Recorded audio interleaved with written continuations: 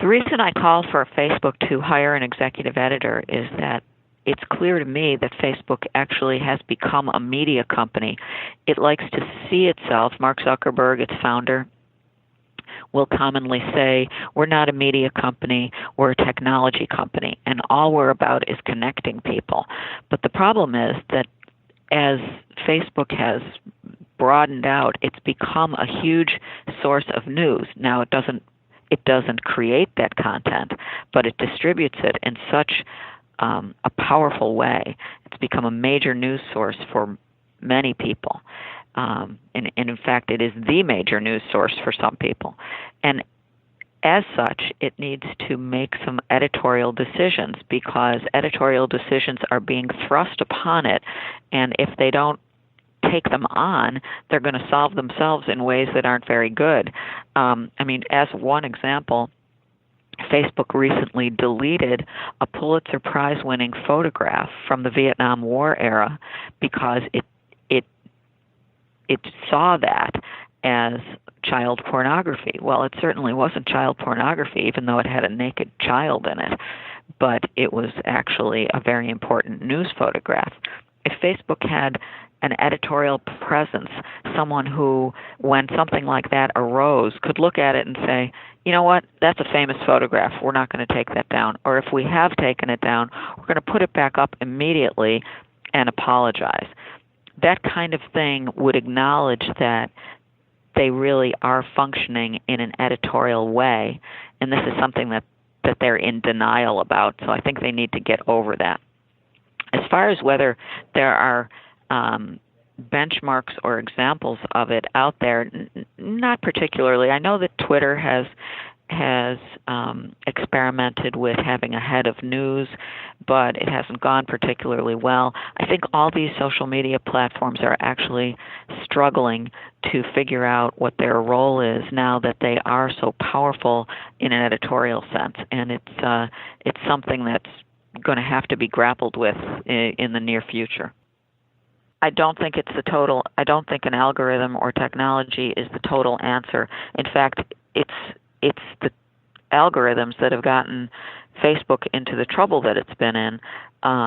Everything is promoted based on how engaging it is, how much it's been passed around among your friends. No emphasis, apparently, is put on whether it's blatantly untrue and is maybe something that's setting out to smear someone that's being manufactured in a content factory in Malaysia, where admittedly a bunch of people were profiting on Facebook through their advertising mechanism for producing fake news that apparently set out to help Donald Trump get elected. And if Facebook turns a blind eye to that, they've got some culpability there, and I think they just need to deal with it. Well, I don't think, realistically, I don't think one person can solve this problem, but I think if there were someone in charge of it who could hire people, who could make decisions, who could figure out. I don't at all expect there to be somebody who's sitting on high and reviewing everything on Facebook and censoring things. That's not the idea. The idea is to take some kind of responsibility for the fact that content decisions are being made and to make them more intelligently. No disrespect to you, ma'am, but why don't mainstream journalism fix its own problems first? You see, here's the thing with Facebook. Facebook is just a community. They are not a news organization. Yes, people may report things in there, but that's no different from a big group of people or a small group of people at the grocery store talking back and forth. When you go on Facebook, I think most people have common sense if they hear something to go check on it. However, when you hear stuff from your evening news and in itself is twisted and mischaracterized and persuaded to be something it is or something it isn't. That's a whole lot different. So I would suggest that the news media leave Facebook and social programs alone and fix and clean up its own house and worry about um, reporting accurate and fair news. It's a real nice pivot. It's a real nice diversion, but I think most people in society are no longer going to let people of your industry get away with this anymore. And when your ratings go in the toilet and advertisers stop paying as much, maybe then we might get your attention. Will it take a long time? Yes, absolutely. Is it bound to happen? Yes, I believe it's bound to happen. I believe people have lost faith in journalism, and unfortunately, it's not all of journalism, but it's such a large number that even those who are not guilty of the practices and what I'm talking about are just guilty by association. So I think you guys need to clean up your own mess before you go looking around at other people's messes. That would be my advice. And so my answer to your question is no, Facebook doesn't need a news editor. That's insane. That's just plain old crap. I don't know anybody that goes to Facebook for their news. Now, they may read things, but I think most people have, like I said, enough common sense to say, what's this all about? And maybe go look for it themselves in other places. And for those who don't, then they kind of get what they deserve. Rumors are rumors.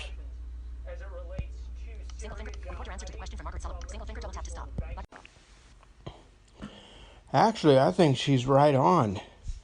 Because Facebook has grown so much into so many different areas, one of which is unfortunately a major news source for a lot of people, and they take it seriously whether it's false or not. If it's on Facebook, it must be true, right? Wrong. They need to have a group of humans, not machines, but humans, editing at least the news portion of Facebook. Man over machine, because using algorithms, if the word hell is in it, it might be cut out even though they were not cursing. Just as an example. The photo that she gave was a good example. And that should be put back on Facebook. But the machine decided if it had a naked child in it, it was child pornography. So it took it out. A human would have obviously said, oh, wait a minute, don't do that. So, yeah, I think this was a credible report. Absolutely.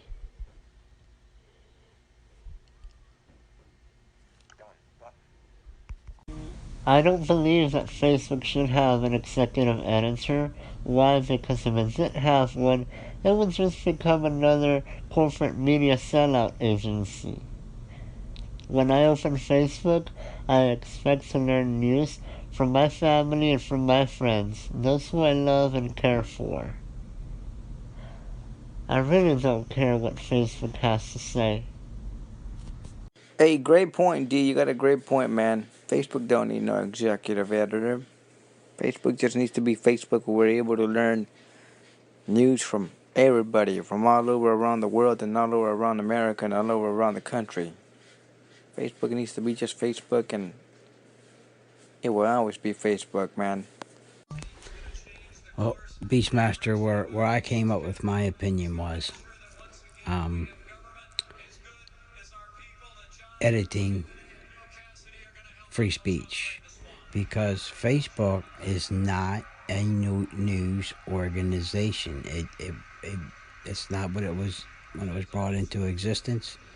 It's not what it is now. Now, however, people do talk about news, but that's not the same as a news broadcaster or a news reporter.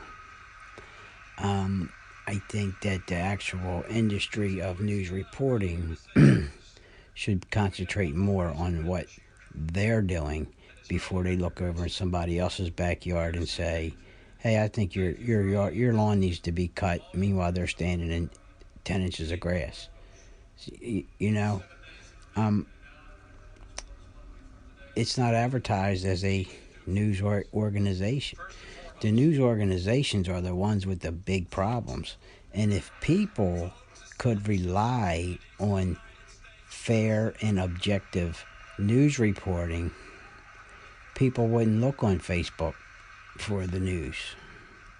So the problem all stems right back to we can't rely on the media organizations to be honest, forthright, truthful, and accurate with their reporting. So it all falls back to being the blame of the media, the news media. It's not Facebook's job to edit out what people are saying. Not at all. At that point, now we're dabbling with people messing with other people's conversations. Where does it stop? I mean, if two people are talking about what they heard on the news, trying to get something right, does that all get knocked out because people are talking about the news? Or you see that this has gone into an area that's really not necessary, because it all stems from people turn their TV on to hear the news, and it's so inaccurate and so much BS. So this all stems back to the news organizations. Let them clean their mess up, get some honest and real reporting, and at that point, Facebook becomes irrelevant as far as getting news.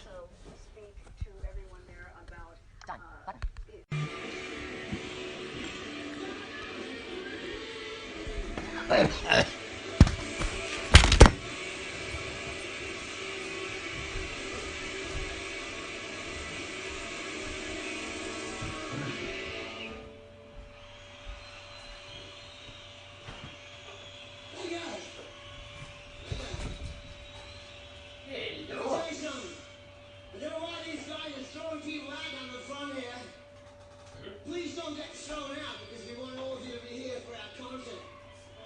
Yeah, because we like you all. Just don't get thrown out. Chip.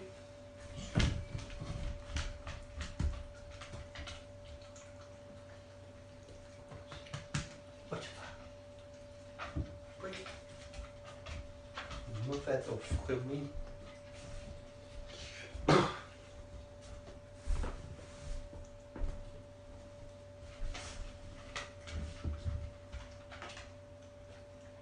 Context menu, context, to navigate, resolve, leaving menus, master MP3, ACDC-30 deeds, ACDC-Johnny B, good left parent, John Berry, cover up, ACDC-Dur, not selected, ACDC-Johnny, not selected, AC-DC-rare tracks-06- cold-hearted man, AC-DC, not selected, ACDC-rock and rolling noise pollution, ACD, not selected, DC-thunderstruck, not selected, ACDC-TNT.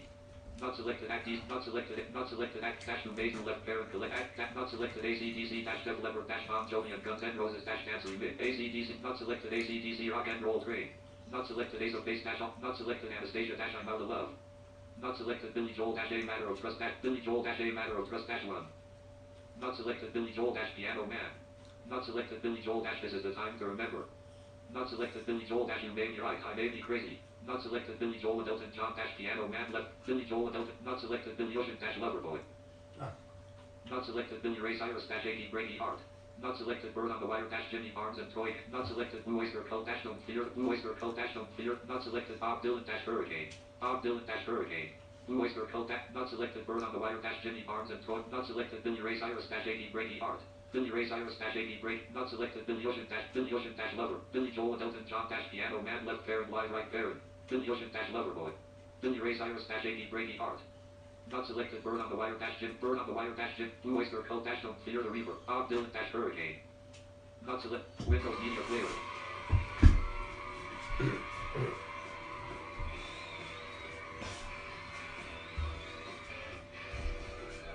Don't respect.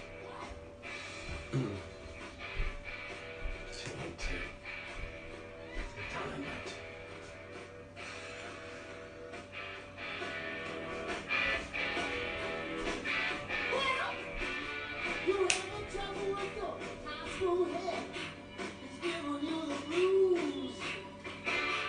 You want to graduate, but not this bed? Here's what you gotta do. Pick up the phone, I'm all alone. Just call me anytime. Now, 362 368. I hear life of crime. Dirty days. Done it. Dirty days.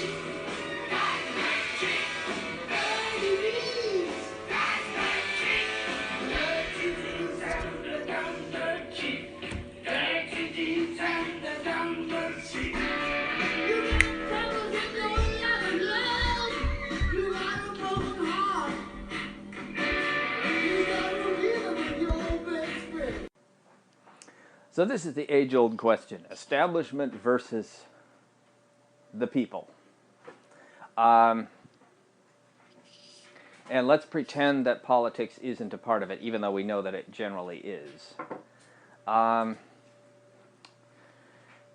If you have, and I would say this to any member of an extremist political party too, if you have an argument for your case, what you really want is not to censor other arguments. You want the chance to show that yours is better. And I think that if I was, my line of work is not media, but if it was, I think what I would really want is the opportunity to show that the fake news is fake. You don't have that opportunity if somebody arbitrarily sets the rules and says, thou shalt not post this. Now, of course, they kind of can do that. And if they do that now, they're going to be perceived as having had your help. The problem you're going to run into is the same thing that people who oppose different type of alternate medical treatments face. And that is the perception that you really don't have an argument. You need the state or a huge behemoth to come along and give you a welfare check known as just supporting you and say, oh, they don't really have an argument, or oh, they're just the mainstream media, so we have to just give it to them. That says less about your argument. Sorry about my shifting around. That says less about the people posting the fake news and more about you.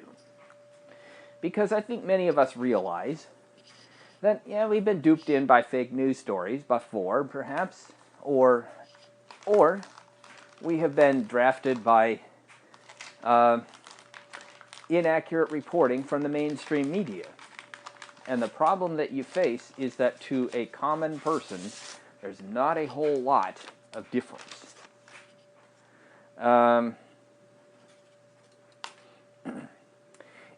You could convince Mark Zuckerberg and say, get it together and force my will on your participants, on your network.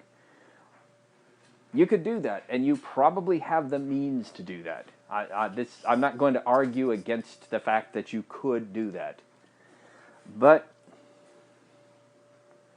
when you do that, because I'm thinking you probably will do that, when you do that, not you personally, but when a entity does that, the problem you're going to face is that a lot of people are going to forever see you as not really having credibility. That's a tough sell, I understand that. But if what you're wanting to do is get these people to listen to you, I want you to listen to me, I don't want you to listen to those fake, Steve Bannons of the world, I don't want you to listen to those weirdos. I don't want you to listen to people that are dishing out news that's fake, right? So what you want to do is report on fake news stories and how fake they are. What you want to do is report on how badly these people do their journalism. And what a stud, if you will, you are. And you'll win hearts and minds. But if you decide that, well, the path we need to follow is we need to follow the path of North Korea, and we need to decide for everybody what they can and can't have access to, I think there's no other way to put it. You will be sorry. Not because of some extremist and not because of some wackos, but for the simple reason that people won't have an opportunity to become convinced by your argument. You have an argument. You know you have an argument.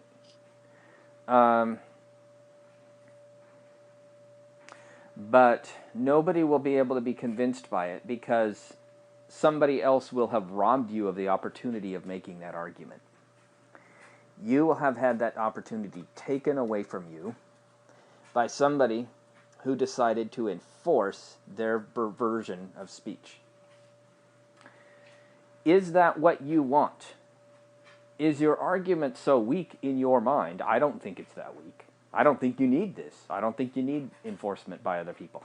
Is your argument, is your news source so weak that all you can possibly hope for, your only hope, is if somebody would please come along and proverbially cut you a blank check by making absolutely sure that nobody else can post a fake news story? Because aren't you, by definition, better than all those fake news stories? I mean, how many misspellings are on your news site? I think I'd have to look a long time before I found any, wouldn't I? How about grammatical error? How about a bunch of these types of things that we find when we look at a fake news story? Obama is a Muslim. Hillary Clinton has seizures all over the place. Whatever. And I'm a nonconformist. I'm not a political one of the two parties. But one of the major aspects of free speech is for you, freedom of the press, so that you can choose, so that you can demonstrate for all to see just how great your argument is compared to somebody else. The problem you had before the internet is you never had a chance to prove that. You were number one, nobody could challenge you, everything was all about your networks, and that was it. Now, you can explain to everybody, if you believe you have an argument, why you're number one. But if you get Mark Zuckerberg to come along and pat you on the head and condescend to you and shut down all these other fake news sources just to help make you feel better, and just to help make you feel like, well, now we don't have the competition. That doesn't say much for your argument, because you don't actually believe that those news sites have better coverage or can do a better job than you can of communicating a story. Or you wouldn't be yourself. You wouldn't be what you are. So that is the track I take in challenging this whole free speech narrative to a commercial enterprise such as yourself. You don't need it. You don't need the pat on the head. Your argument is good enough. You don't need somebody else to believe so little in your ability to create quality news that they need to come along and pat you on the head and say, oh, poor little you, we're just going to have to go out and take care of these fake news stories that are so credible that they're competition. No, they're not credible. Since they're not credible, there has been a short space of time where they've gained a lot of traction, but your outlets have reported on them and the damage they've caused, and a lot of people have taken notice, and that's how it should be. Report away. Report the ridiculous and the absurd nature of some of them. Report how badly they're written. I mean, come on. You don't need Uncle Mark Ginsburg to come along, change a nappy or a diaper or whatever, and say, "Oh, poor you guys. We're gonna dial back the conversation just to make sure that you poor news people don't have to compete with these, big bad arguments." They're not big bad arguments. They're fake news stories. They're wimpy. They don't stand up to you if you stand up. There's where I come down on this stuff. I could give the classic free speech arguments. I could give the classic free speech means your ability to retaliate, your ability to countermand, all of that stuff. But ask yourself the question, do you really need that? Do you believe so little in your ability to produce quality material? Because I don't believe, I believe you're way more capable than that. Put it to you this way, you're on an app with a lot of blind people. Most of us would rather get the chance to take a rough competition than to have someone come pat us on the head and say, "Oh, we're going to change the environment just to make sure that, oh yeah, we have enough of you guys in there." You're running a little scared because you've never had competition before like this. But just remember who you are, what you have, and what they don't have. And go read some of the fake news stories and look at how incredibly poorly written they are compared to you. It'll surprise you that you ever wanted to call in the attack dogs, that you ever wanted to go cry running behind Mark Ginsburg's skirt. You don't need that. And hiding behind the notion of, oh, but the viewers might get the wrong information, that means that you don't think you can attract the viewership the way that the fake news people can. Do you really believe that? Is that why you've owned the industry for over 150 years? The same arguments came up during the printing press, when the printing press was first released. And the people that made those arguments aren't favorably looked on historically. So there's my answer on the fake news stuff. Take it or leave it. But stop believing the hype against your news outlet and start, A, understanding that your stories are probably better written, way better written. B, there is such a thing as clickbait. Who's to say you can't report on clickbait? Who's to say you can't report on what happens when the clickbait happens? That's part of free speech, freedom of the press. You can report on how ridiculous these news stories are. C, if you go running to the government and running to big business to say, would you come protect us? Would you keep those big, bad, meanie, fake news stories out of our face? Then you're telling the entire world that you don't believe in your own argument. You believe so little in it and in what you have to offer that you think that you have to run to Big Daddy for protection. Big Patriarch for protection. Is that what you want? Because I actually thought you guys would run this a little differently. You'd go ahead and run stories against these fake news, and you have, successfully. Done very well. And in the long run, they will lose in the free market exchange of ideas. You will lose under a totalitarian system where they are edited out, because people will assume that the fakes were edited out because you don't have a good enough argument. If that's what you want, go ahead and lose. But they stand to lose in the free market exchange of ideas in the long run.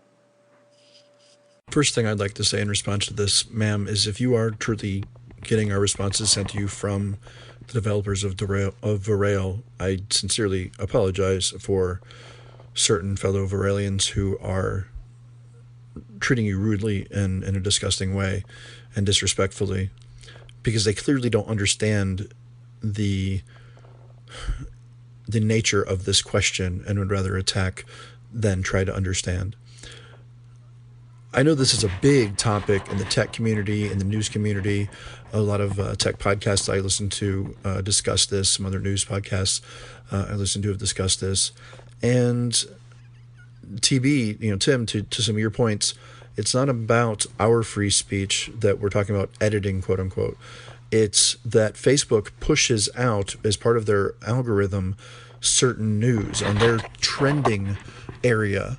They push out what they want people to see, whether it's news from CNN or Fox News or whatever it may be, maybe even their own, alerts, because I've noticed that they're starting to put out their own little alerts in the news feeds now. And so that's where the question is yes, it is a social network.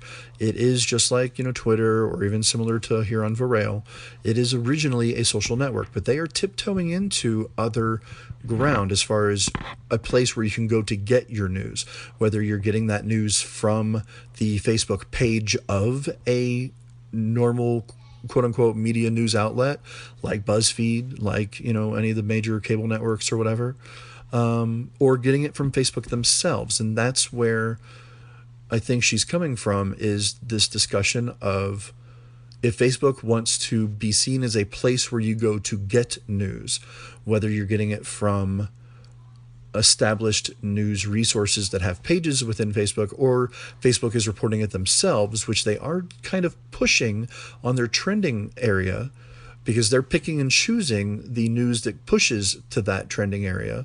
They do say they have an algorithm that pushes it there, but then they've also gotten in hot water because apparently they have hired a team at one point. I don't know if they have them anymore, but at one point they had a team of people that were hired to push that news. And so the idea is, should there be a nonpartisan editor, just like there'd be an editor-in-chief at BuzzFeed, just like there'd be one at any other news outlet, that has to make the decision about what's important, whether it's right or left or middle. They've got to be fair. So it's not about the free speech of those of us who have Facebook pages or out there on Facebook. They're not talking about infringing on our free speech. Not even talking about infringing on the free speech of those news outlets that have their own Facebook pages.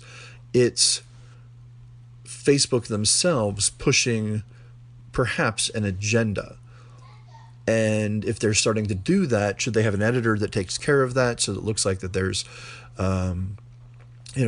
proper systems in place that keep them from being too partial one way or another, making sure it's fair, which is what news is supposed to be. So there's a much deeper conversation here than I think what some people are thinking that it is made out to be, because they're trying to tiptoe into those other waters, like I said before. And Mark Zuckerberg has, as she said, has talked about this and has hired news people to come in and talk to them about the news and how to present the news. That's part of what they want to do with Facebook Live. Yes, Facebook Live is for those of us that want to live broadcast to people on our page. That's great. But journalists are eating it up. Major celebrities and journalists and news organizations also love Facebook Live. And if the trending area, Facebook is choosing to push certain things to that area over others, well, who's in charge of that? Who's monitoring that? Who's making that decision, and how? Just like the editor, like I said before, the editors of major newspapers and online media, places. They've got editors that make those decisions. How do we know those decisions aren't being bought, being paid for, being pushed? There's advertising dollars that are being put in there to push those news items to the forefront as part of their algorithm. How do we know? There needs to be some more transparency as to what is going on, just like any other major news outlet would have to provide. So, yeah, I think this is a lot broader and a lot deeper discussion.